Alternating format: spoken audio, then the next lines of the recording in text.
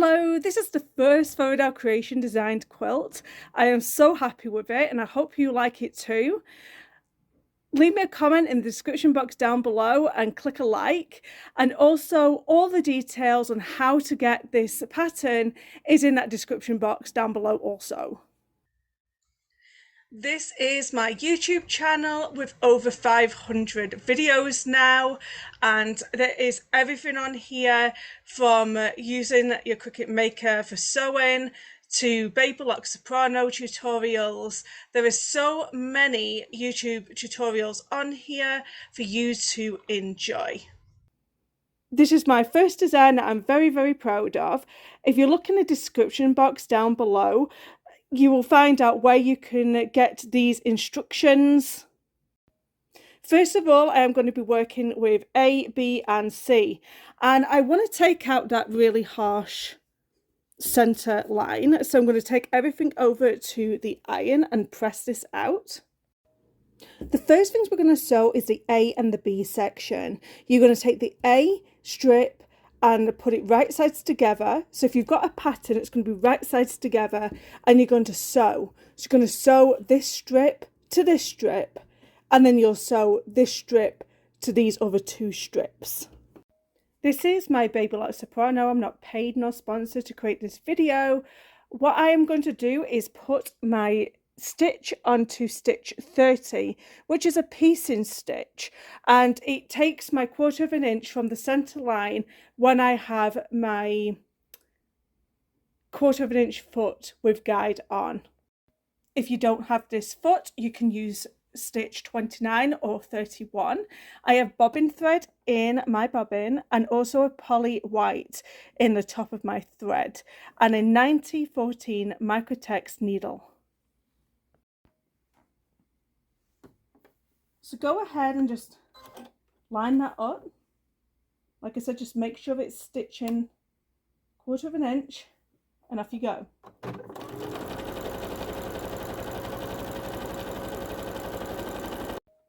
Once you've finished your stitching, you're going to look at the ends and make sure to cut off the excess. Make sure it's straight, and then we're going to press. And then once you get to the end, once again, just cut this excess off. Now I'm going to take the grey section and I'm going to sew this into place.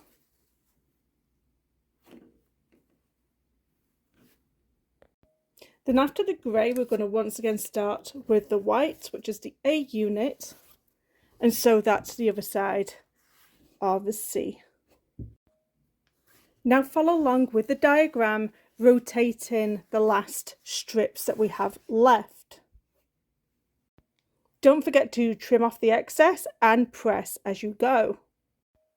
The next thing I'm going to do is the left and the right borders. You're going to take all of the E pieces and 3 of the F squares to do one side. You're going to attach one of the squares to the bottom of one of the rectangles. Take another strip and sew that to the other end of the square. Now keep doing that, sewing the squares and the rectangles as per the pattern. So this is how the quilt looks so far, and now we're going to attach that binding we just did. So the border is going to be slightly longer. You're going to take off 1/2 inch off each end. Sew the other side of the border first. Now once again on the other side of this border, you are going to trim off 1/2 inch of both sides of this border. Now, starting from the top of your quilt, you're going to sew the borders on from the top to the bottom for both borders. For the top and the bottom border, you're going to start with a square, then a rectangle, then a square. Do not sew the final square on because we're once again going to have to cut a little bit off. So sew the other side, the bottom side. You will have 2 ends that don't have a yellow square. Cut away 1/4 of an inch. Now sew on your final yellow square. Now attach the top and the bottom of your borders into place. First of all, let's do our applique. I have the Heat and Bond light and a light box. So we'll need to trace these 3 times onto some Heat and Bond. I recommend taping down the base layer to your light box or your window. You can also do this on your window. And then I cut the Heat and Bond to the same size as the paper.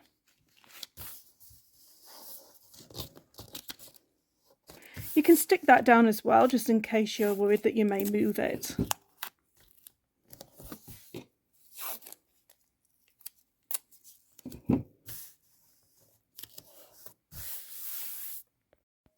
I'm going to use a Sharpie just to trace around all the shapes. It doesn't have to be dead on perfect.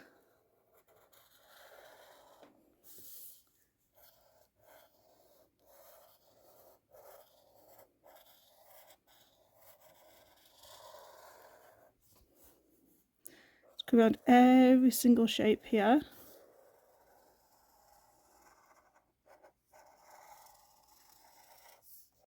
I would go ahead and just mark them all as well and just put their letters back in.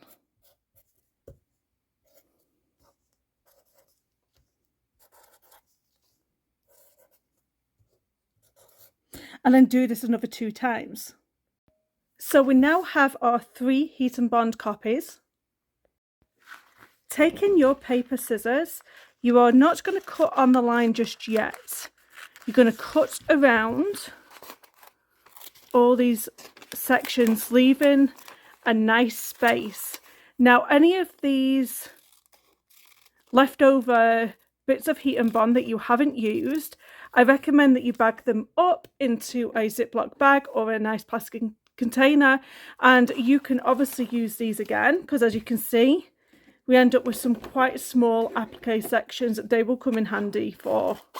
So go ahead and cut around, leaving a nice distance away from the black line. And I'm just going to pile all the letters on top of each other. So here are the fabrics. I've got dark green for the stem, a lighter green for the leaves, and then I've got the yellow for the inside of the daisy, and obviously white for the petals.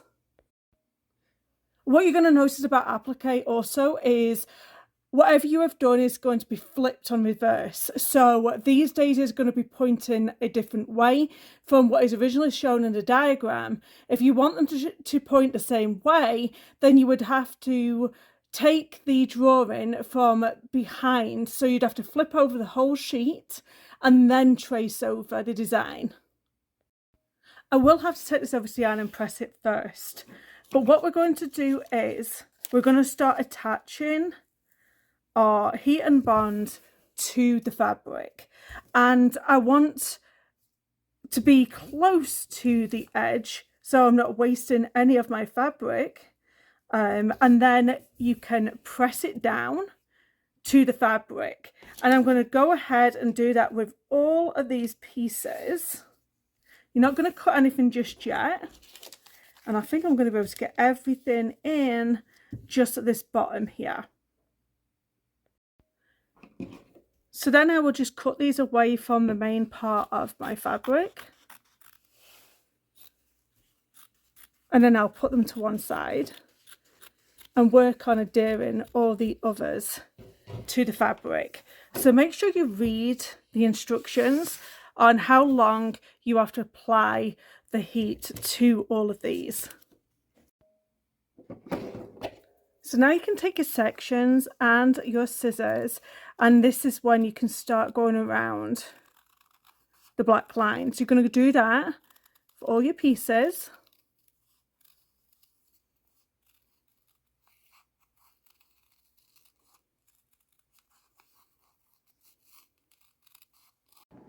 These are all the parts cut out, and we can now place them onto the quilt, as you need to audition them. At first I was going to do my leaves coming from underneath the stem, but I actually quite like it when it's coming from above the stem.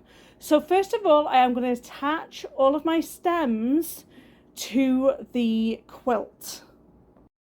I recommend that you take a pin, you just score it, and then that will reveal the glue of the heat and bond. So peel that off.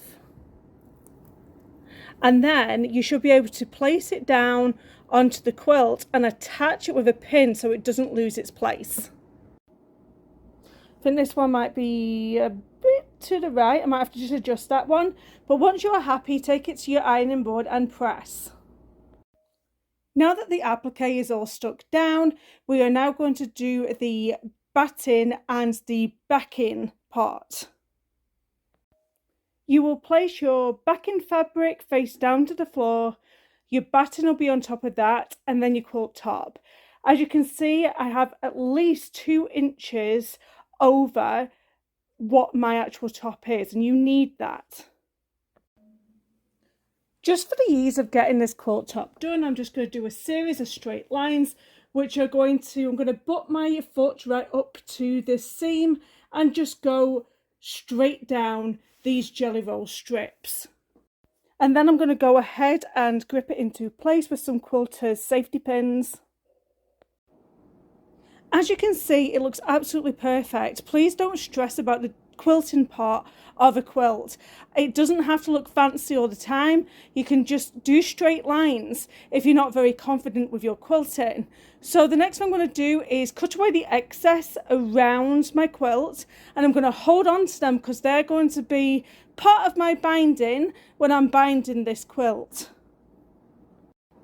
The next thing I'm going to do is attach my free motion quilting foot to my machine.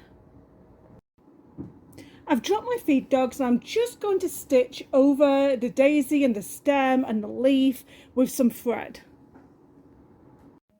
The next thing I'm going to do is put my echo foot on, and I'm going to echo around this motif. So I've still got my feed dogs down, and all I'm doing here is I am echoing around the design with this echo foot on.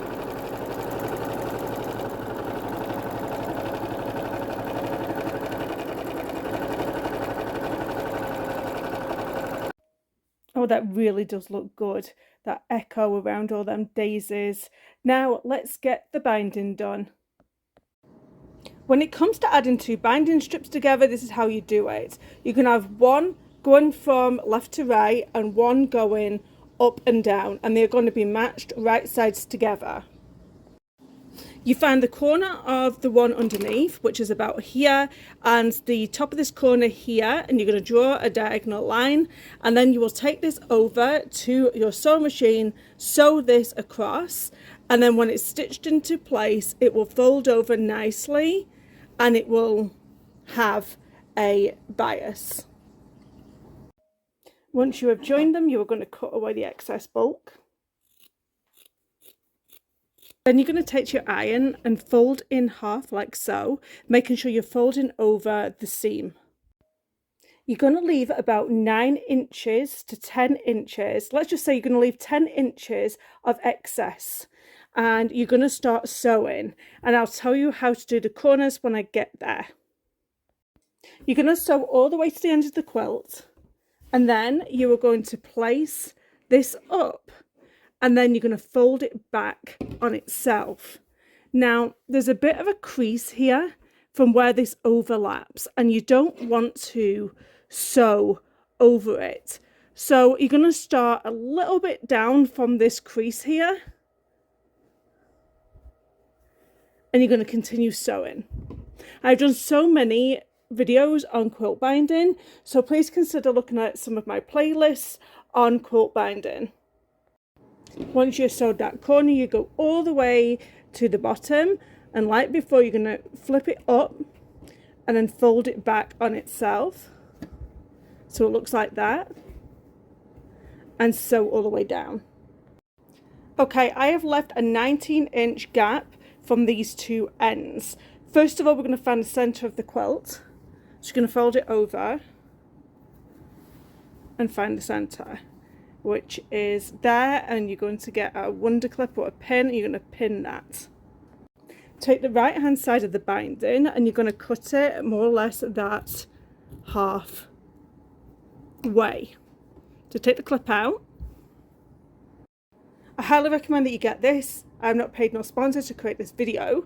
This is a very useful tool, especially for beginners and advanced people or lazier people like me. So what I'm going to do is, where it says 2.5, because this is 2.5 inch binding, I'm going to place this there. Then I'm going to take the left hand side of the binding and I'm going to fold it right at that 2.5 marking. And then where that fold is, I will cut. Now you're going to find it a little bit easier folding the right hand side up a little bit.